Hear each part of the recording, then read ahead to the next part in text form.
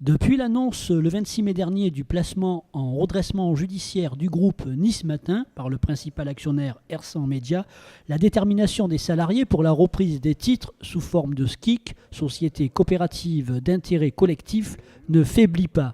À 3 semaines de la décision du tribunal de commerce de Nice pour le choix du repreneur, les salariés lancent une ultime offensive pour récolter des fonds. Le 1er octobre, à l'Espace 3000 à Hyères, ils organisent un grand concert de soutien. Comme vous le savez, il nous faut réunir des fonds. Et dans ce cadre-là, donc on a organisé un concert à Hyères avec Bernard Lavilliers, Aurélie Cabrel, Tano et plein d'autres artistes locaux et régionaux qui viennent à titre gracieux, tous, absolument tous. Et ça, c'est extraordinaire parce que c'est à l'image du soutien de la population envers son journal. Parce que ce n'est pas le nôtre de journal, c'est d'abord le journal des lecteurs et les artistes font aussi partie des lecteurs et ils nous soutiennent complètement. Quels sont les investisseurs qui ont déposé une offre de reprise ? Parmi ce qu'on appelle les policitants, on a appris un joli mot par les administrateurs judiciaires. Dans les policitants, il y a le groupe belge Rossel qui initialement, dans sa première offre, envisageait 700 licenciements sur 1100 salariés, ce qui n'est pas rien, c'est un carnage intégral. Ils ont un peu baissé les curseurs, mais ça reste un carnage.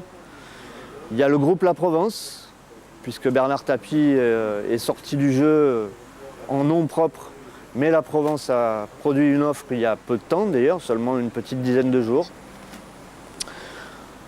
Il y a le groupe Gone Capital, qui est un fonds de retournement qui propose de redresser la barre en arrêtant de faire un journal de PQR et en faisant un copier-coller d'un espèce de Figaro Méditerranée économique. Et là, pareil, avec un volet social moins grave que les autres, mais conséquent quand même, ne serait-ce que sur le plan éditorial.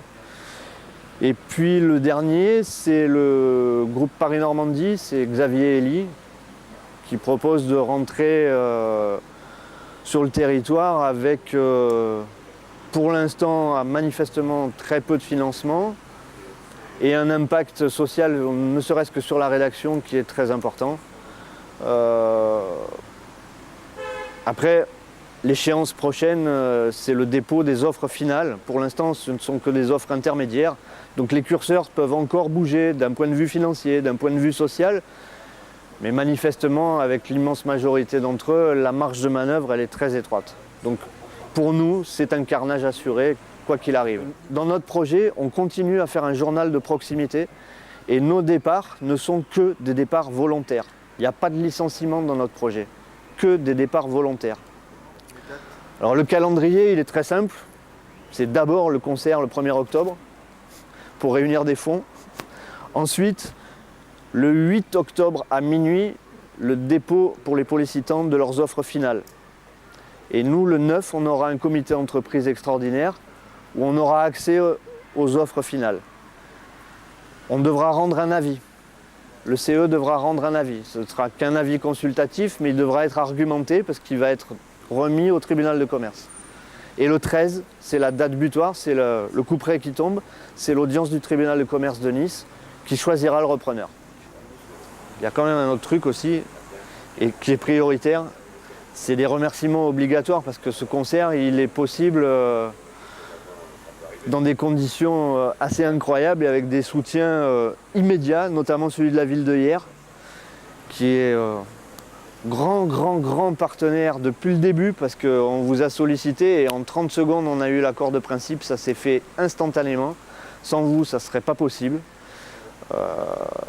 Ensuite, il y a la participation de Jean-Louis Andréani qui nous organise le plateau artistique de toutes pièces et la logistique scénique. Et puis après, voilà, il y a la ville de Toulon, la ville de la Seine, enfin les partenaires, vous les avez là, il y a la région. On a des soutiens de toutes parts, y compris des élus locaux et des élus nationaux. Alors si pour vous aussi le maintien d'une presse locale et indépendante est une chose importante, venez soutenir le projet de coopérative des salariés de votre quotidien le 1er octobre à l'Espace 3000 à Hyères.